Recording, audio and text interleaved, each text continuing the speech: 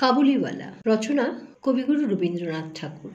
আমার 5 বছর বয়সের ছোট মেয়ে মিনি এক দণ্ড কথা না কহিয়া থাকতে পারে না। পৃথিবীতে জন্মগ্রহণ করিয়া ভাষা শিক্ষা করিতে সে কেবল 1 বৎসর কাল ব্যয় করিয়াছিল। তাহার পর হইতে যতক্ষণ সে জাগিয়া থাকে এক মুহূর্ত মৌনভাবে নষ্ট করে না। তাহার মা অনেক সময় ধমক দিয়া তাহার মুখ বন্ধ করিয়া দেয়, কিন্তু আমি তাহা পারি না। মিনি চুপ করিয়া থাকিলে এমনই অস্বাভাবিক দেখতে হয় যে সে আমার বেশিক্ষণ সহ্য হয় না। এই জন্য আমার সঙ্গে তাহার কথোপকথনটা কিছু উৎসাহের সহিত চলে। সকালবেলায় আমার নোভেলের ৫ম পরিচ্ছেদে হাত দিয়াছি, এমন সময় মিনি আসিয়াই আরম্ভ করিয়া দিল। বাবা, রামদয়াল দারোয়ান কাককে কৌয়া বলছিল, সে কিচ্ছু জানে না। না, আমি পৃথিবীতে ভাষার বিভিন্নতার সম্বন্ধে তাকে জ্ঞানদান করিতে প্রবৃত্ত হইবার পূর্বে সে দ্বিতীয় প্রসঙ্গে উপনীত হইল। দেখো বাবা, ভোলা বলছিল আকাশে হাতি সুর দিয়ে জল ফেলে, তাই বৃষ্টি হয়। মা গো, ভোলা এত মিছিমিছি বকতে পারে?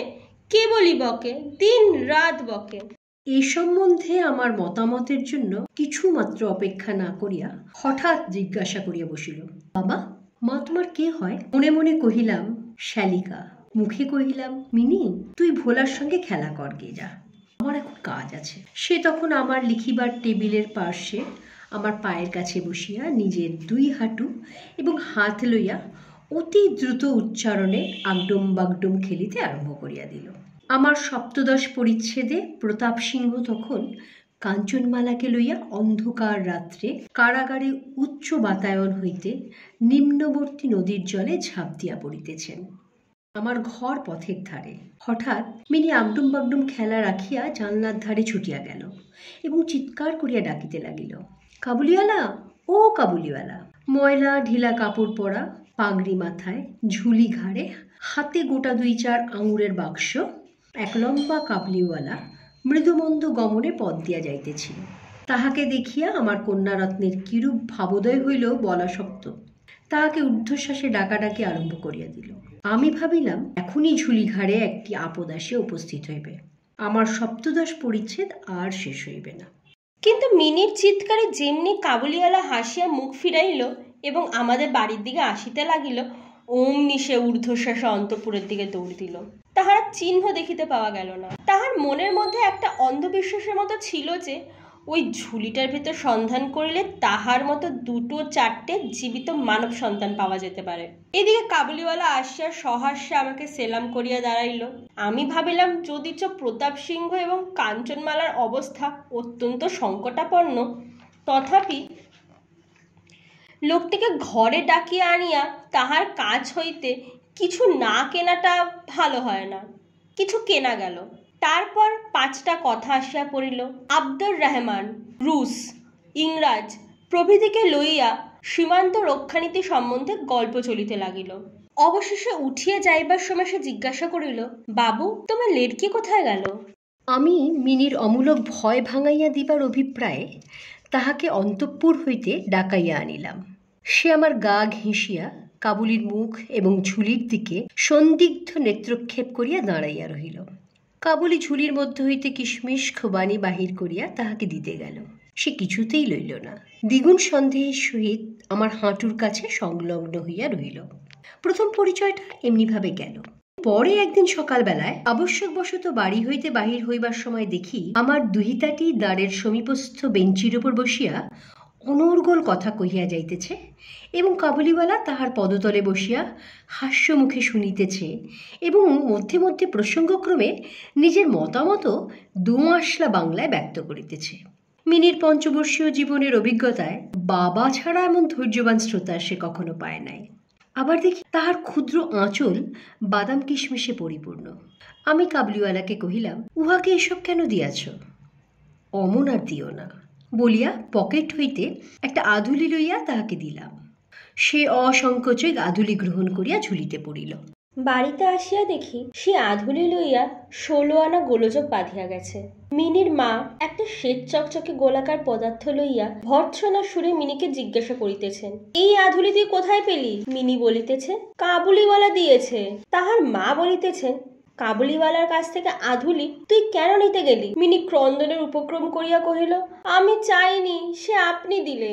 আমি আসিয়া মিনিকে তাহার আসন্ন বিপদ হইতে উদ্ধার করিয়া লইয়া বাইরে গেলাম।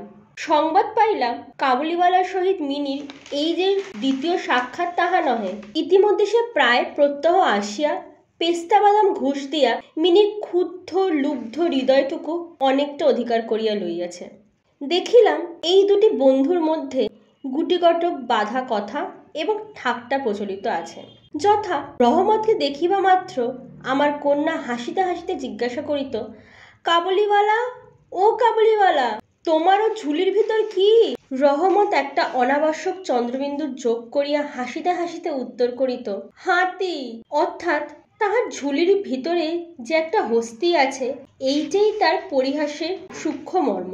খুব যে বেশি সূক্ষ্ম তাহা বলা যায় না, তথাপি এই পরিহাসে উভয়ই বেশ একটু কৌতুক অনুভব করিত এবং শরৎকালের প্রভাতে একটি বয়স্ক এবং একটি অপ্রাপ্তবয়স্ক শিশুর সরল হাস্য দেখিয়া আমারও বেশ লাগিত। উহাদের মধ্যে আরো একটা কথা প্রচলিত ছিল। রহমত মিনিকে বলিত, সখী, তুমি শ্বশুর বাড়ি কখনো যাবে না। বাঙালির ঘরের মেয়ে মা জন্মকাল শ্বশুর বাড়ি শব্দটার সহিত পরিচিত, কিন্তু আমরা কিছু একেলে ধরনের লোক হওয়াতে শিশু মেয়েকে শ্বশুর বাড়ি সম্বন্ধে সজ্ঞান করিয়া তোলা হয় নাই।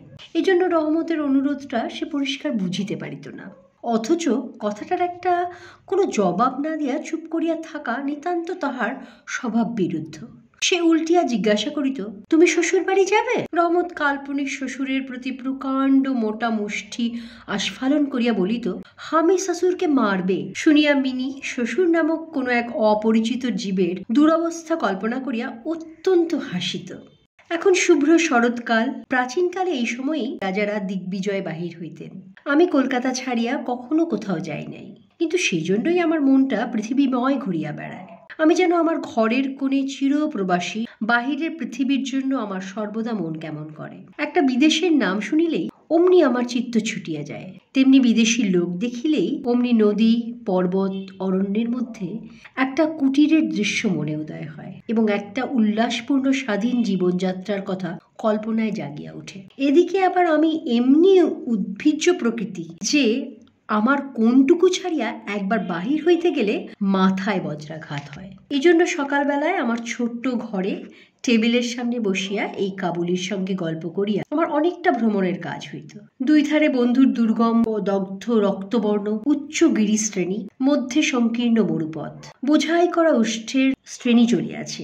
পাগড়ি পরা বণিক ও পথিকেরা, কেউ বা উটের পরে, কেউ বা পদব্রজে, কাহারো হাতে বর্ষা, কাহারো হাতে সেকেলে চকমকি ঠোকা বন্দুক।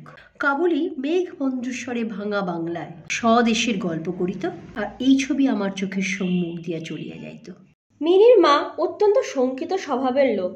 রাস্তায় একটা শব্দ শুনিলে তাহার মনে হয় পৃথিবীর সমস্ত মাতাল আমাদের বাড়িটাই বিশেষ লক্ষ্য করিয়া ছুটিয়া আসিতেছে। এই পৃথিবীতে যে সর্বত্রই চোর, ডাকাত, মাতাল, সাপ, বাঘ, ম্যালেরিয়া, শুয়োপোকা, আরশোলা এবং গোড়ার দ্বারা পরিপূর্ণ এতদিন, খুব বেশি দিন নহে, পৃথিবীতে বাস করিয়া সে বিভীষিকা তার মন হইতে দূর হইয়া যায় নাই। রহমত কাবুলিওয়ালা সম্পর্কে তিনি সম্পূর্ণ নিঃসংশয় ছিলেন না।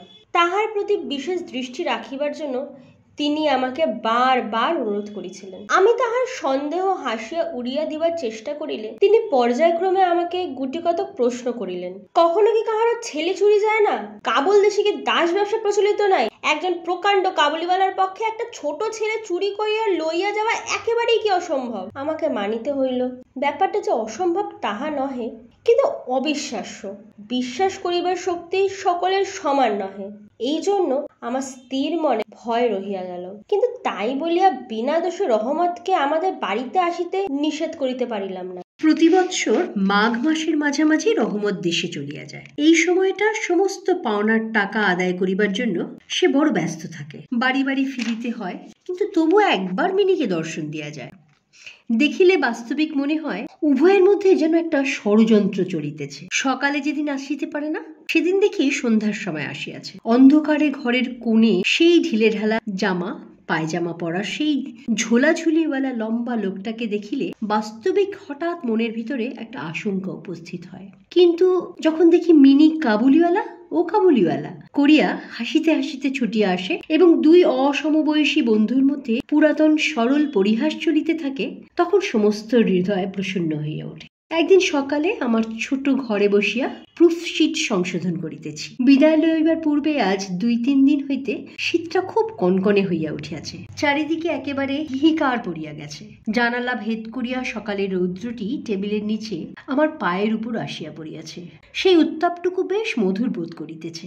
বেলা বোধ করিয়া 8টা হইবে। মাথায় গলাবন্ধ জড়ানো উষাচরগণ প্রাতভ্রমণ সমাধা করিয়া প্রায় সকলে ঘরে ফিরিয়া আসিয়াছে। এমন সময় রাস্তায় ভারী একটা গোল শোনা গেল। চাহিয়া দেখি আমাদের রহমতকে 2 পাহারাওয়ালা বাঁধিয়া লইয়া আসিতেছে। তাহার পশ্চাতে কৌতূহলী ছেলের দল চলিয়াছে। রহমতের গাত্রবস্ত্রে রক্তচিহ্ন এবং একজন পাহারাওয়ালার হাতে রক্তাক্ত ছোড়া। আমি দ্বারের বাহিরে গিয়া পাহারাওয়ালাকে দাঁড় করাইলাম। জিজ্ঞাসা করিলাম, ব্যাপারটা কি? কিয়দংশ তাহার কাছে, কিয়দংশ রহমতের কাছে শুনিয়া জানিলাম যে আমাদের প্রতিবেশী একজন লোক রামপুরি চাদরের জন্য রহমতের কাছে কিঞ্চিত ধারিত। মিথ্যাপূর্বক সেই দেনা সে অস্বীকার করে এবং তাহাই লইয়া বচসা করিতে করিতে রহমত তাহাকে এক ছুরি বসাইয়া দিয়াছে। রহমত সেই মিথ্যাবাদের উদ্দেশ্যে নানা রূপ অশ্রাব্য গালি দিতেছে। এমন সময় কাবুলিওয়ালা, ও কাবুলিওয়ালা করিয়া ডাকিতে ডাকিতে মিনি ঘর হইতে বাহির হইয়া আসিল। রহমতের মুখ মুহূর্তের মধ্যে কৌতুকহাস্যে প্রফুল্ল হইয়া উঠিল। তাহার স্কন্ধে আজ ঝুলি নাই, সুতরাং ঝুলি সম্বন্ধে তাদের অভ্যস্ত আলোচনা হইতে পারিল না। মিনি একবারই তাহাকে জিজ্ঞাসা করিল, তুমি শ্বশুর বাড়ি যাবে? রহমত হাসিয়া কহিল, সেখানেই যাচ্ছে। দেখিল উত্তরটা মিনির হাস্যজনক হইল না। তখন হাত দেখাইয়া বলিল, শ্বশুরাকে মারিতাম, কিন্তু কি করিব, হাত বাঁধা। সাংঘাতিক আঘাত করার অপরাধে কয়েক বৎসর রহমতের কারাদণ্ড হইল। তাহার কথা এক প্রকার ভুলিয়া গেলাম। আমরা যখন ঘরে বসিয়া চিরভ্যস্ত মতো নিত্য কাজের মধ্যে দিনের পর দিন কাটাইতাম, তখন একজন স্বাধীন পর্বতচারী পুরুষ কারা প্রাচীরের মধ্যে যে কেমন করিয়া বর্ষ যাপন করিতেছে তাহা আমাদের মনেও উদয় হইত না। আর চঞ্চল হৃদয়া মিনির আচরণ যে অত্যন্ত লজ্জাজনক তাহা তাহার বাপকেও স্বীকার করিতে হয়। সে স্বচ্ছন্দে তাহার পুরাতন বন্ধুকে বিস্তৃত হইয়া প্রথমে নবী সহিসের সহিত সখ্য স্থাপন করিল। পরে ক্রমে যত তাহার বয়স বাড়িয়া উঠিতে লাগিল ততই সখার পরিবর্তে একটি একটি করিয়া সখী জুটিতে লাগিল। এমনকি এখন তাহার বাবার লিখিবার ঘরেও তাহাকে আর দেখিতে পাওয়া যায় না। আমি তো তাহার সহিত এক প্রকার আড়ি করিয়াছি। কত বৎসর কাটিয়া গেল, আরেকটি শরৎকাল আসিয়াছে। আমার মিনির বিবাহের সম্বন্ধ স্থির হইয়াছে। পূজার ছুটির মধ্যে তার বিবাহ হইবে। কৈলাস বাহিনীর সঙ্গে সঙ্গে আমার ঘরের আনন্দময়ী পিতৃভবন অন্ধকার করিয়া পতিগৃহে যাত্রা করিবে। প্রভাতটি অতি সুন্দর হইয়া উদয় হইয়াছে। বর্ষার পরে এই শরতের নূতন ধৌত রৌদ্র যেন সুহাগায় গলানো নির্মল সোনার মতো রং ধরিয়াছে। এমনকি কলিকাতার গলির ভিতরকার ইষ্টক জর্জর অপরিচ্ছন্ন ঘেঁষাঘেঁষি বাড়িগুলির উপরেও এই রৌদ্রের আভা একটি অপরূপ লাবণ্য বিস্তার করিয়াছে। আমার ঘরে আজ রাত্রি শেষ হইতে না হইতে সানাই বাজিতেছে। সে বাঁশি যেন আমার বুকের পঞ্জরের হাড়ের মধ্য হইতে কাঁদিয়া কাঁদিয়া বাজিয়া উঠিতেছে। করুণ ভৈরবী রাগিনীতে আমার আসন্ন বিচ্ছেদ ব্যথাকে শরতের রৌদ্রের সহিত সমস্ত বিশ্ব জগৎময় ব্যাপ্ত করিয়া দিতেছে। আজ আমার মিনির বিবাহ। সকাল হইতে ভারী গোলমাল, লোকজনের আনাগোনা, উঠানে বাঁশ বাঁধিয়া পাল খাটানো হইতেছে। বাড়ির ঘরে ঘরে এবং বারান্দায় ঝাড় টাঙাইবার ঠুংঠাং শব্দ উঠিতেছে। হাঁকডাকের সীমা নাই। আমি আমার লিখিবার ঘরে বসিয়া হিসাব দেখিতেছি, এমন সময় রহমত আসিয়া সেলাম করিয়া দাঁড়াইল। আমি প্রথমে তাহাকে চিনিতে পারিলাম না। তাহার সে ঝুলি নাই, তাহার সে লম্বা চুল নাই, তাহার শরীরে পূর্বের মতো সে তেজ নাই। অবশেষে তাহার হাসি দেখিয়া তাহাকে চিনিলাম। কহিলাম, কি রে রহমত, কবে আসিলি? সে কহিল, কাল সন্ধেবেলা জেল হইতে খালাস পাইয়াছি। কথাটা শুনিয়া কেমন কানে খট করিয়া উঠিল। কোন ক্ষণিকা কখনো প্রত্যক্ষ দেখি নাই। ইহাকে দেখিয়া সমস্ত অন্তঃকরণ যেন সংকুচিত হইয়া গেল। আমার ইচ্ছা করিতে লাগিল আজিকার এই শুভ দিনে এই লোকটা এইখান হইতে গেলেই ভালো হয়। আমি তাহাকে কহিলাম, আজ আমাদের বাড়িতে একটা কাজ আছে, আমি কিছু ব্যস্ত আছি, তুমি আজ যাও। কথাটা শুনিয়া সে তৎক্ষণাৎ চলিয়া যাইতে উদ্যত হইল। অবশেষে দরজার কাছে গিয়া একটু ইতস্তত করিয়া কহিল, খোকিকে একবার দেখিতে পাইব না? তাহার মনে বুঝি বিশ্বাস ছিল মিনি সেইভাবেই আছে। সে যেন মনে করিয়াছিল মিনি আবার সেই পূর্বের মতো কাবুলিওয়ালা, ও কাবুলিওয়ালা করিয়া ছুটিয়া আসিবে। তাহাদের সেই অত্যন্ত কৌতুকাবহ পুরাতন হাস্যালাপের কোনরূপ ব্যত্যয় হইবে না। এমনকি পূর্ব বন্ধুত্ব স্মরণ করিয়া সে এক বাক্স আঙুর আর কাগজের মোড়কে কিঞ্চিত কিশমিশ বাদাম বোধ করি কোনো স্বদেশীয় বন্ধুর নিকট হইতে চাহিয়া চিন্তিয়া সংগ্রহ করিয়া আনিয়াছিল। তাহার সে নিজের ঝুলিটি আর ছিল না। আমি কহিলাম, আজ বাড়িতে কাজ আছে, আজ আর কাহারও সহিত দেখা হইতে পারিবে না। সে যেন কিছু ক্ষুণ্ণ হইল, স্তব্ধভাবে দাঁড়াইয়া একবার স্থির দৃষ্টিতে আমার মুখের দিকে চাহিল, তারপরে বাবু সেলাম বলিয়া দ্বারের বাহির হইয়া গেল। আমার মনে কেমন একটা ব্যথা বোধ হইল। মনে করিতেছি তাহাকে ফিরিয়া ডাকিব, এমন সময় দেখি সে আপনি ফিরিয়া আসিতেছে। কাছে আসিয়া কহিল, এই আঙুর এবং কিঞ্চিত কিশমিশ বাদাম খোকির জন্য আনিয়াছিলাম, তাহাকে দিবেন। আমি সেগুলি লইয়া দাম দিতে উদ্যত হইলে সে হঠাৎ আমার হাত চাপিয়া ধরিল, কহিল, আপনার বহুত দয়া, আমার চিরকাল স্মরণ থাকিবে, আমাকে পয়সা দিবেন না। বাবু, তোমার যেমন একটি লড়কি আছে, তেমনি দেশে আমারও একটি লড়কি আছে। আমি তাহারই মুখখানি স্মরণ করিয়া তোমার খোঁখির জন্য কিছু কিছু মেওয়া হাতে লইয়া আসি। আমি তো সওদা করিতে আসি না। এই বলিয়া সে আপনার মস্ত ঢিলা জামাটার ভিতর হাত চালাইয়া দিয়া বুকের কাছে কোথা হইতে এক টুকরো ময়লা কাগজ বাহির করিল। বহু সযত্নে ভাঁজ খুলিয়া দুই হস্তে আমার টেবিলের উপর মেলিয়া ধরিল। দেখিলাম কাগজের উপর একটা ছোট হাতের ছাপ, ফটোগ্রাফ নহে, তেলের ছবি নহে, হাতে খানিকটা ভূষা মাখাইয়া কাগজের উপরে তাহার চিহ্ন ধরিয়া লইয়াছে। কন্যার এই স্মরণ চিহ্নটুকু বুকের কাছে লইয়া রহমত প্রতি বৎসর কলিকাতার রাস্তায় মেওয়া বেচিতে আসে, যেন সেই সুকোমল ক্ষুদ্র শিশু হস্তটুকুর স্পর্শখানি তাহার বিরাট বিরোহী বক্ষের মধ্যে সুধা সঞ্চার করিয়া রাখে। দেখিয়া আমার চোখ ছলছল করিয়া উঠিল। তখন সে যে একজন কাবুলি মেওয়াওয়ালা আর আমি যে একজন বাঙালি সম্ভ্রান্ত বংশীয়, তাহা ভুলিয়া গেলাম। তখন বুঝিতে পারিলাম সেও যে, আমিও সে, সেও পিতা, আমিও পিতা। তার পর্বত গৃহবাসিনী ক্ষুদ্র পার্বতীর সেই হস্তচিহ্ন আমারই মিনিকে স্মরণ করিয়া দিল। আমি তৎক্ষণাৎ তাহাকে অন্তঃপুর হইতে ডাকিয়া পাঠাইলাম।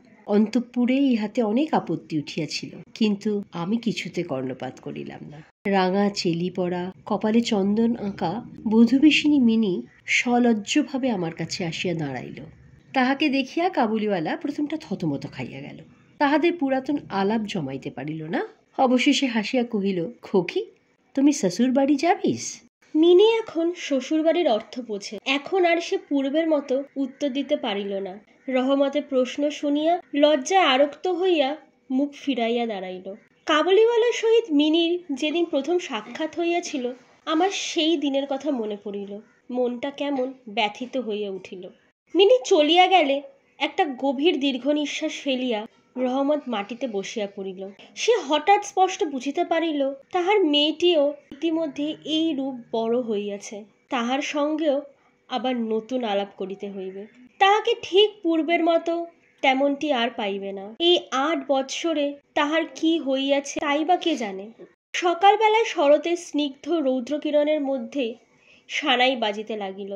রহমত কলকাতার এক গলির ভেতর বসিয়া আফগানিস্তানের এক মরু পর্বতের দৃশ্য দেখিতে লাগিল। আমি একখানি নোট লইয়া তাহাকে দিলাম। বলিলাম, রহমত, তুমি দেশে তোমার মেয়ের কাছে ফিরিয়া যাও। তোমাদের মিলন সুখে আমার মিনির কল্যাণ হোক। এই টাকাটা দান করিয়া হিসাব হইতে উৎসব সমারোহের দুটো একটা অঙ্গ ছাটিয়া দিতে হইল। যেমন মনে করিয়াছিলাম তেমনি করিয়া ইলেকট্রিক আলো জ্বালাইতে পারিলাম না। গড়ের বাদ্যও আসিল না। অন্তঃপুরে মেয়েরা অত্যন্ত অসন্তোষ প্রকাশ করিতে লাগিলেন, কিন্তু মঙ্গল আলোকে আমার শুভ উৎসব উজ্জ্বল হইয়া উঠিল।